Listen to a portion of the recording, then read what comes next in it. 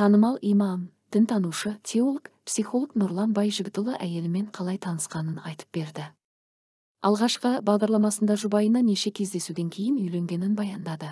Ол кісіге өзім сабақ бергем. Содан тағды шығар, қосылдық. Анасы марқұм жақсы кісі еді, әкесі де. Сонымен бұйрық екен үйлендік. Мен күнде сабақ бердім ғой. Күнде көріп сөз байласып үйлендік деді Нұрлан имам. Сонымен қатар имам тұңғышы дүниеге келгенде қандай сезімде болғанын бөлісті. 24 жасымда тұңғыш қызым дүниеге келді. Мен қызымды көрмей тұрып жылап қалдым. Далада жүріп қуанғаннан жылап жүргем. Одан кейін де өзіндік қуаныш болады. Бірақ тұңғыштың аты тұңғыш қой. Бүгінде 5 балам бар деді Нұрлан имам.